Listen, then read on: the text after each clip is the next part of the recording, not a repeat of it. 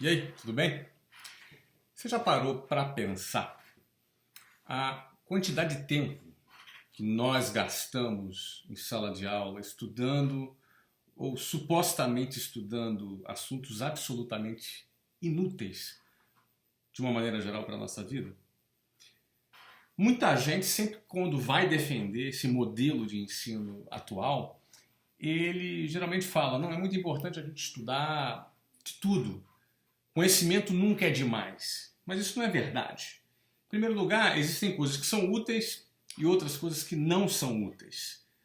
E além do mais, esse sistema de ensino convencional que está aí, ele foi criado e desenvolvido lá na época da Revolução Industrial, quando as fábricas precisavam formar empregados para trabalharem nas indústrias.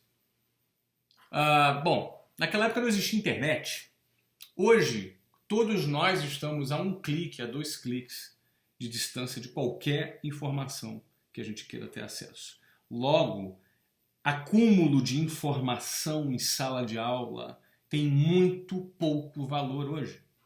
Qualquer pessoa tem acesso a qualquer informação, não precisa ir numa biblioteca, não precisa pesquisar em vários lugares do seu próprio computador ou do seu celular, você tem acesso a qualquer informação. Logo, a escola não é um lugar para que você acumule informações. A escola deveria ser um lugar para que você aprenda a pensar, para que você aprenda a raciocinar e que você aprenda a desenvolver conhecimentos e habilidades que sejam úteis para a sua vida. Por exemplo, por que você acha que seria importante você ficar decorando os nomes de montanhas e rios da China? Como, por exemplo, eu estudei em geografia no ensino médio. A gente ficava ali decorando o nome de rio, nome de montanhas, e aquele Xung, Ling, Ling, Lung. Eu nem me lembro mais, eu tirava notas boas, eu fui um excelente aluno, mas hoje eu não me lembro. Grande parte daquilo que você estudou na escola, você vai se lembrar. Eu não me lembro da maioria das coisas, de muitas das coisas que eu estudei na escola.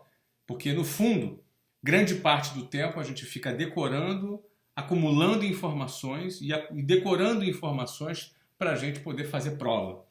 A gente vive nesse sisteminha artificial de decorar para fazer prova, decorar para fazer prova. A pergunta que fica é, necessariamente os melhores alunos das turmas são os que são mais bem-sucedidos na vida? Necessariamente aqueles que mais são bem-sucedidos nesse sisteminha de decorar para fazer prova são aqueles que estarão preparados para resolver os problemas reais da vida? A gente passa mais de uma década sentado numa cadeira da escola. Então, já que isso é importante, eu não estou aqui questionando a importância da escola, mas já que nós vamos passar mais de uma década da nossa vida, alguns passam quase 2 décadas sentados nos bancos do sistema de ensino formal, já que isso vai acontecer, então que seja para algo útil, que seja para alguma coisa que esteja conectado com a realidade, com o mundo moderno, e que de fato seja útil para você em toda a vida. Eu vou dar para vocês alguns exemplos. Aliás, antes de dar esses exemplos, deixa eu voltar aqui lá para a geografia dos rios e montanhas da China. Eu posso ir para a biologia, quando você decorava o nome das espécies, das plantas, das briófitas, das pteridófilas. Eu posso ir lá para a química, para falar dos metais alcalinos, como lítio, sódio, potássio, rubídio, césio, frâncio, berílio, magnésio, cálcio, estronço, bário, rádio, os gases nobres, hélio, neon, argônio, criptônio, xenônio, radônio. Tá aqui ainda na minha cabeça. Essa parada eu não esqueci ainda, mas que utilidade tem para mim? Alguém pode dizer, não, o cara que é engenheiro químico, isso vai ser importante. Mas quantos por cento dos alunos vão ser engenheiros químicos? E por que eu tenho que ocupar a minha cabeça com esse assunto se eu não tenho o menor interesse nisso? A escola deveria se atualizar. A escola, além de matar a imaginação das pessoas, colocam elas dentro de uma caixa, treinam elas para pararem de pensar, para pararem de ter iniciativa e colocam as pessoas como meros consumidores passivos de informação. As pessoas sentam, um professor fala e todo mundo fica comendo e ruminando aquela informação que o professor passa para ele na sala de aula e depois tem uma prova, que prova apenas que você soube treinar e decorar para fazer aquela prova. A maioria já esquece logo depois da prova. Uma das outras provas de que esse sistema é ineficiente é que ao final do ensino médio, grande parte, não me lembro aqui, eu gravo esses vídeos aqui de improviso, mas você pode pesquisar no Google essas informações, eu não sei aqui as fontes, é por tua conta, não é? Mas está aí no Google à disposição de todos. Eu li recentemente a pesquisa de que a grande parte dos alunos que se formam no ensino médio são analfabetos funcionais. Na realidade, estou falando até de universitários, são analfabetos funcionais. O que é o analfabeto funcional? É a pessoa que é incapaz de compreender, ler um texto e ele é incapaz de compreender o que aquele texto simples está querendo transmitir. Isso é muito sério. É um percentual assim esdrúxulo, sei lá, 70%, alguma coisa assim. Grande parte dos universitários são analfabetos funcionais. E grande parte dos alunos formados no ensino médio mal dominam a matemática básica. Passaram mais de uma década nas mãos do sistema de ensino. Mas, mais uma vez, o sistema de ensino se prova incompetente para isso. Por outro lado, você vê que a gente passa esse período todo sentado numa sala de aula, estudando inglês. Aliás, inglês não, né? O verbo to be, que começa todos os anos, o verbo to be, não sai do verbo to be e ninguém fala inglês. Hoje no Brasil, em média, entre 3 a 4% da população brasileira fala inglês e todos tiveram aulas de inglês. É óbvio, não é, que só existe o curso de inglês hoje porque a escola é incompetente. Eu, inclusive, sou proprietário de uma rede de grandes escolas de inglês. Não vou falar o nome aqui porque eu não quero fazer jabá. Mas o que eu quero dizer é que essas redes de escolas de inglês só existem por quê? Porque a escola é incompetente. Em vez disso, de se perder tempo estudando aquilo que não tem real utilidade na vida, já que acumular informação não tem o mesmo valor, já que as informações estão a 1 a 2 cliques de distância de cada um de nós, e se a escola tivesse um formato diferente? Se em vez de muitas matérias inúteis que se tem na escola, por exemplo, você estudasse direito do consumidor. Aí você vai falar assim, pô, Flávio, mas nem todo mundo quer ser advogado. Ô, meu filho, você não quer ser advogado, mas você é um cidadão. Você precisa saber os seus direitos. Direito do consumidor não é para advogado somente. É para você, é para mim, é para qualquer pessoa. Todas as pessoas poderiam estudar direito do consumidor, poderiam estudar direito civil, poderiam estudar as várias disciplinas do direito que te dá noção das regras do jogo para que nós vivamos em sociedade conscientes dos nossos direitos. Não do ponto de vista técnico, não do ponto de vista legal, da profundidade, para você fazer uma defesa, uma petição. Não, nada disso. Você conhecer o básico como consumidor, como cidadão, como um indivíduo que vive numa sociedade que tem leis e regras do jogo. Não entender o mínimo das várias disciplinas do direito é o mesmo que você ser um jogador de futebol e não saber o que é impedimento. Você não saber que não pode botar a mão na área, senão é pênalti. E, infelizmente, nós passamos mais de uma década esquentando a cadeira da escola sem aprender o mínimo das regras do jogo. Por que isso? Será que quem decide esse programa não tem interesse que você conheça as regras do jogo? Eu posso desconfiar, porque eu acho uma aberração isso, então eu posso desconfiar disso. Agora, se eu não quero criar nenhuma teoria de conspiração, tome iniciativa então para você estudar por sua conta própria. Agora, seria muito mais útil se a escola ensinasse as várias disciplinas do direito, não como, repetindo, não como advogado, mas sim como cidadão para você conhecer as regras do jogo. Você quer ver uma outra matéria que é fundamental? Educação financeira. Educação financeira é fundamental. Você deveria estudar isso todas as semanas dos últimos 10 anos da sua vida. Desde a primeira série do ensino fundamental, você já deveria estudar educação financeira. Educação financeira, como você comprar um imóvel, como comprar um carro, como deduzir juros, como trazer os valores para valor presente, como calcular o impacto dos juros a longo prazo, como você aplicar o seu dinheiro, como você ter a sua independência financeira, como você fazer a sua própria previdência em vez de ficar dependendo da porcaria da previdência que o governo oferece, como você poder gerenciar melhor o seu dinheiro. Por que será que você não aprende isso? Por que será que você ficou estudando as briófitas em vez de aprender como lidar com o seu dinheiro? Aí aparece sempre naquela hora que aparece sempre alguém falando assim, né? Não, é importante conhecimentos gerais. É legal, meu amigo. O Google está aí para a gente saber de tudo. Agora, já que a gente vai estudar alguma coisa, já que nós vamos gastar o nosso tempo com alguma coisa na escola, que seja com alguma coisa útil.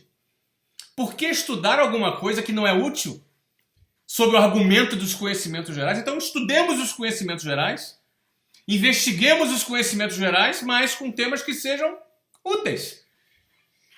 E educação financeira, eu vou dizer para vocês que é uma das matérias fundamentais. Ó, deixa eu sair agora de alguma coisa, de um tema pragmático do mercado para um tema mais humanitário.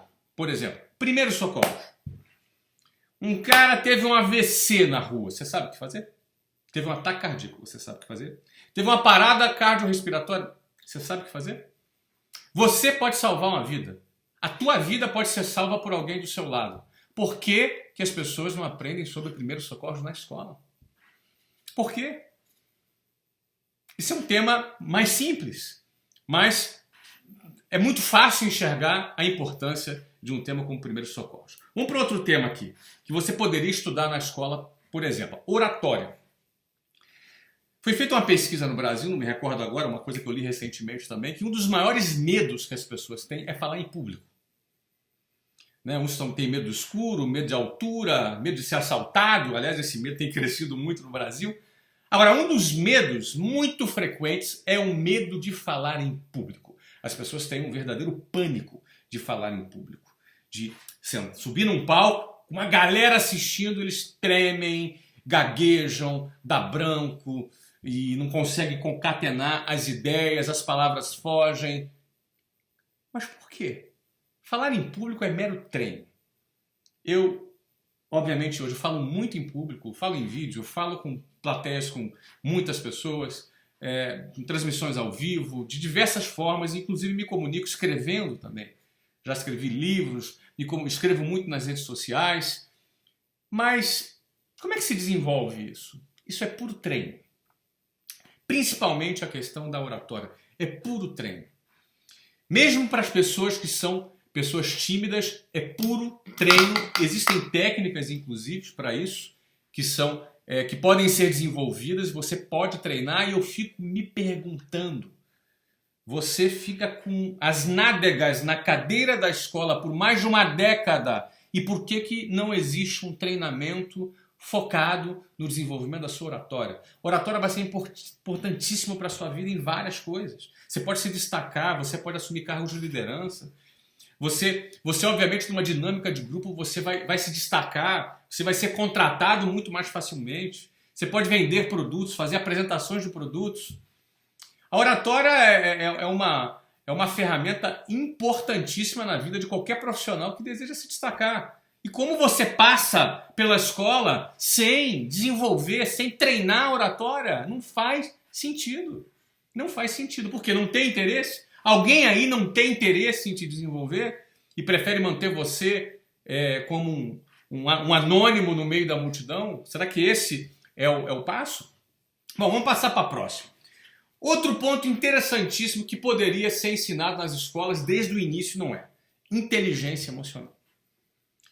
Acho que inteligência emocional, as pessoas cada vez mais entendem um pouco mais de inteligência emocional. A gente já percebeu que não basta ter QI, que é um coeficiente de inteligência, que é aquela inteligência acadêmica, a sua capacidade de memorizar, a sua capacidade de lembrar das coisas. Isso é bacana, isso é importante também.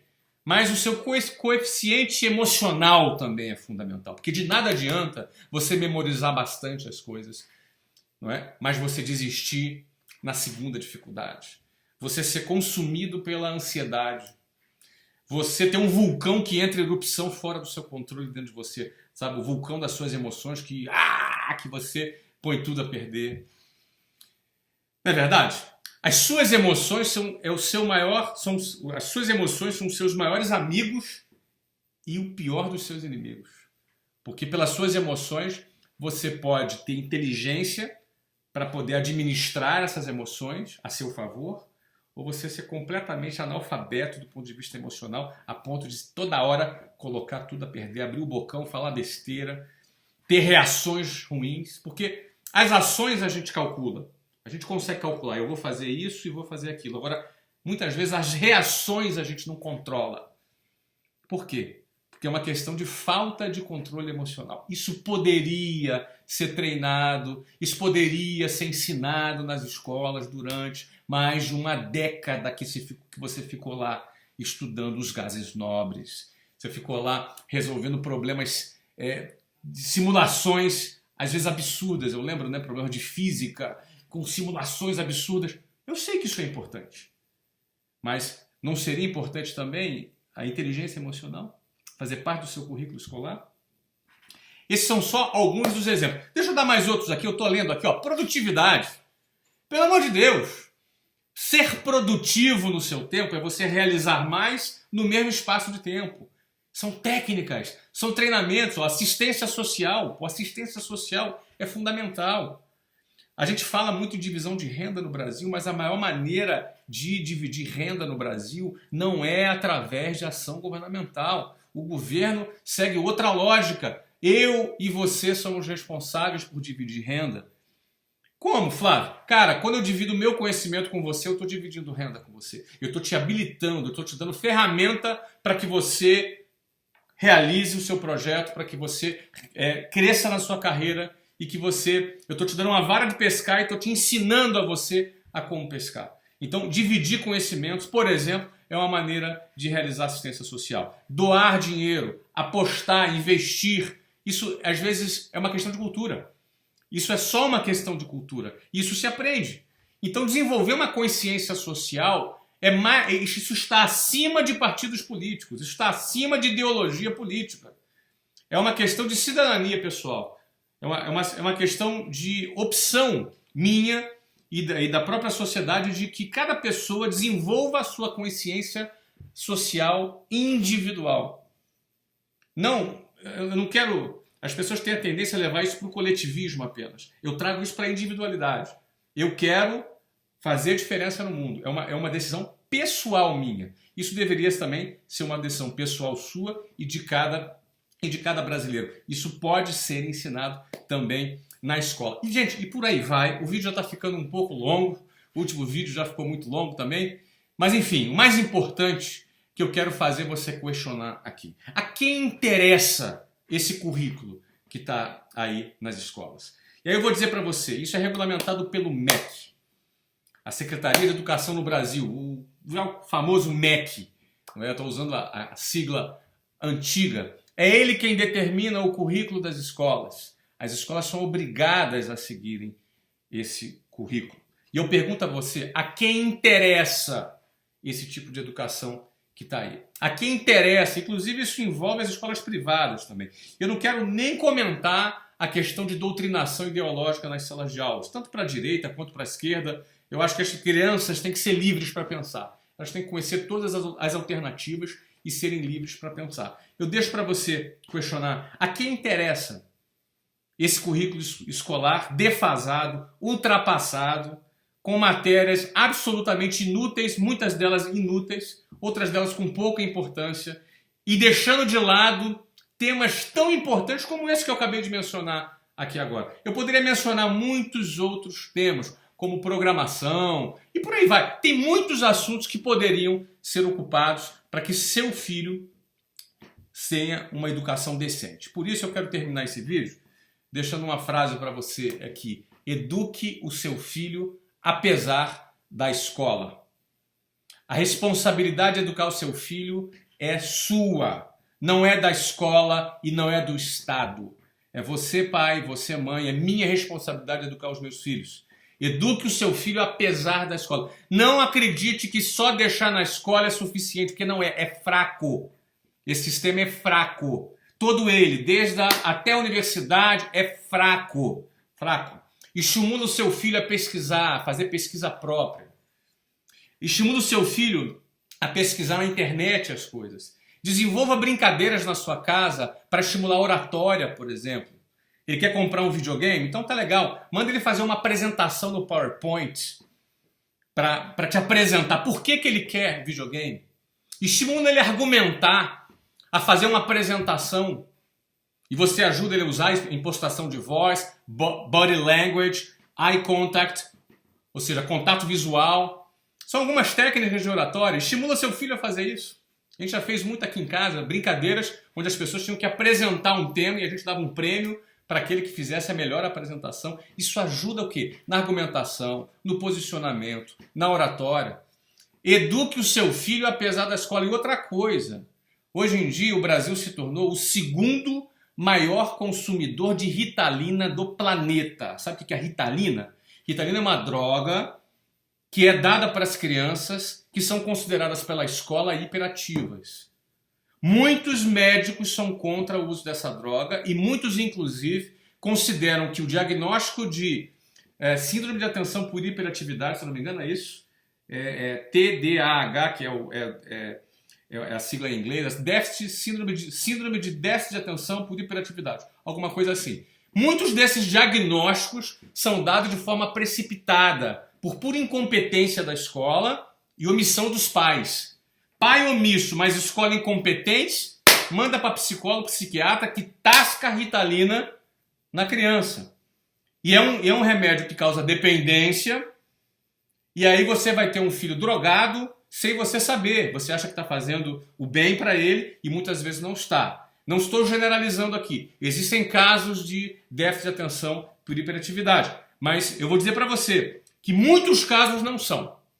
E aí você vai pesquisar na internet, tem médicos que se posicionam contra ao diagnóstico irresponsável dessa tal síndrome de déficit de atenção por hiperatividade. Alguns países, inclusive, nem reconhecem essa doença.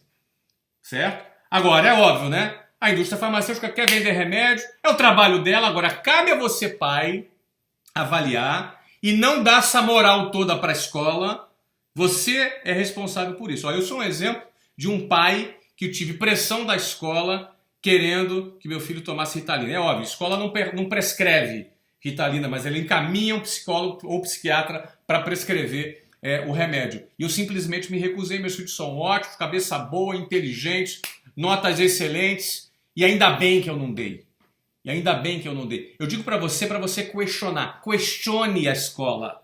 Não compra só porque a escola falou, e aí você se sente constrangido, vão te ameaçar de expulsar seu filho. Ó, não baixa a tua cabeça, conversa com educação, mas quem é responsável pela educação do seu filho é você, pai, e você, mãe. Não se omita da sua responsabilidade, porque senão a escola, por acomodação, porque para eles dá menos trabalho, vai mandar lá para psicólogo, psiquiatra, que vão te cobrar, que vão te prescrever remédio, a indústria farmacêutica vai vender, as ações vão subir, muita gente ganha grana pra caramba e você vai estar drogando o seu filho sem necessidade em muitos casos.